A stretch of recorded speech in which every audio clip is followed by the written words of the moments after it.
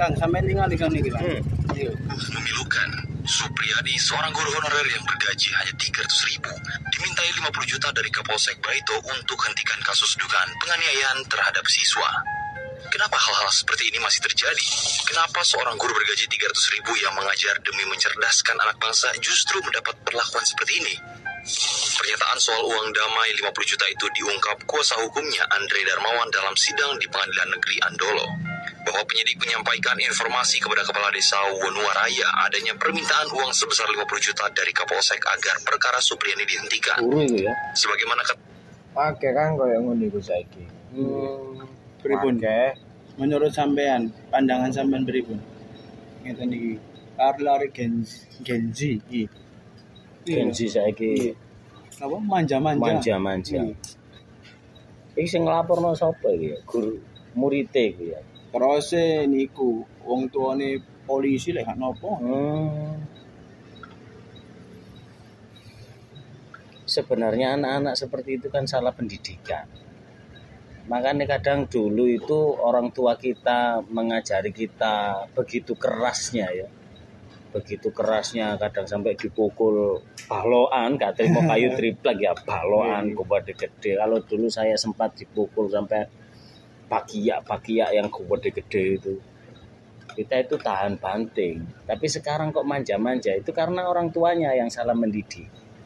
Karena orang tuanya itu punya pikiran, aku dulu ambek bapak terlalu dikerasi, aku dulu sama bapak nggak dimanja, sehingga sekarang itu arek cilik itu podo dimanja semua, dimanja kabeh, sehingga yo efeknya berdampak yang sekarang ini. Makanya dalam mendidik anak itu hati-hati, karena anak itu bukan untuk coba-coba. Ketika kita mencoba-coba langsung ada efeknya, hasilnya wis kaset gitu ya. Jadi benar-benar dipikir. Makanya kadang lucu orang tua itu ya. Anak yang masih kecil kadang ingin bantu orang tua masak, masih kecil ya. Ingin membantu orang tua masak, itu kadang orang tua menganggap itu malah mengganggu, ngriwuki. Wis ojo ngriwuki, barang wis gede gak iso masak diseneni. Kadang anak kecil ikut ngelempiti baju, melipat baju ibunya sama ibunya ngacak-ngacak, wis aja diacak-acak, wis kamu diem aja. Ketika dia diem sampai gede diem, nggak bisa melipat baju, marah-marah. Ini kan yang lucu. Berarti pendidikan yang seperti ini yang kadang salah kaprah itu. Makanya ada beberapa anak kecil ketika mukul ibunya atau mukul kakaknya, terus dia ketawa. Ada ya. Arek cilik kan ngapa-ngapain juga lucu toh. Lah pas ngempukul ngene kita ketawa, senyum. Sehingga anak kecil memiliki pemahaman, oh aku kalau mukul itu bisa membahagiakan orang lain, sehingga dia mukul. Terus dia keluar mukulan temannya, terus dilarang. Dek jangan mukulan loh. Yang mendidik mukul siapa awalnya? Makanya ketika mukul ibunya jangan senyum dong. Ketika mukul ayahnya jangan senyum dong. Enggak yo kan enggak sakit dipukul, memang enggak sakit masih kecil, tapi kalau sudah gede dan itu menjadikan dia memiliki hormon kebahagiaannya ketika dia mukul. Akhirnya sampai gede mukuli temennya, kadang perang antar siswa, itu luar biasa karena dia sudah merasa ketika dia mukul itu bisa membahagiakan orang lain dan dia juga akhirnya bisa bahagia. Ini bahaya.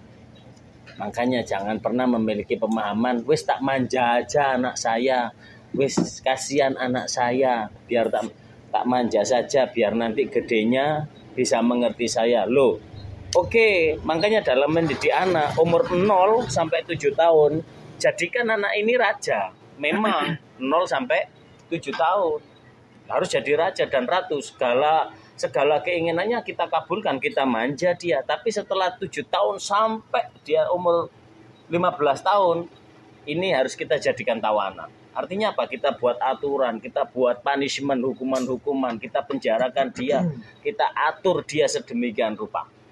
Kalau nanti setelah umur 15 tahun, 18 tahun ke atas, itu nanti kita jadikan anak-anak ini friendship, teman kita sendiri. Karena kalau kita menjauhi anak-anak kita di umur-umur sekian, atau kita masih kekang anak kita di umur sekian ini, itu malah kabur sama teman-temannya karena lingkungan luar biasa untuk mempengaruhi.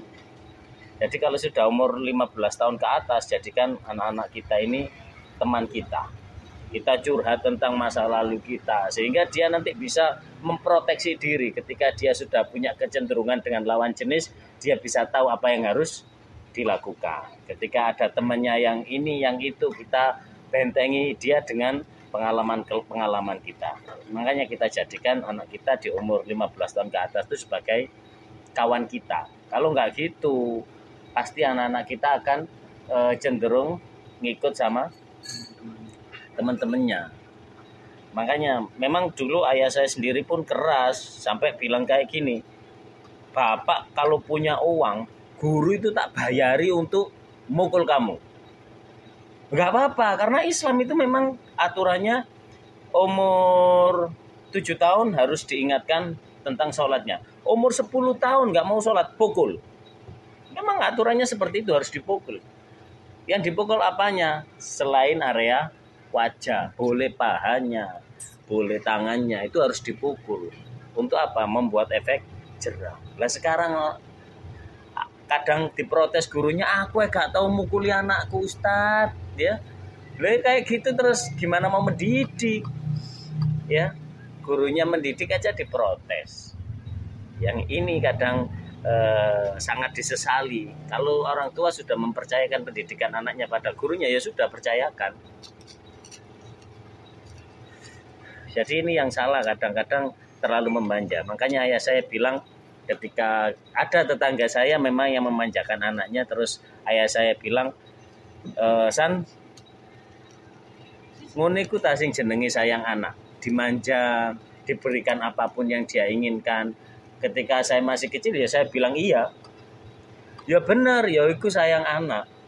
Tapi sejatinya dia tidak menyayangi anaknya. Karena yang sayang anak adalah mereka-mereka yang tegas dalam mendidik anak-anaknya. Ketika anaknya salah, ya sudah, jangan dibela. Jangan dibela. Sehingga itu yang mengalir darahnya ke saya.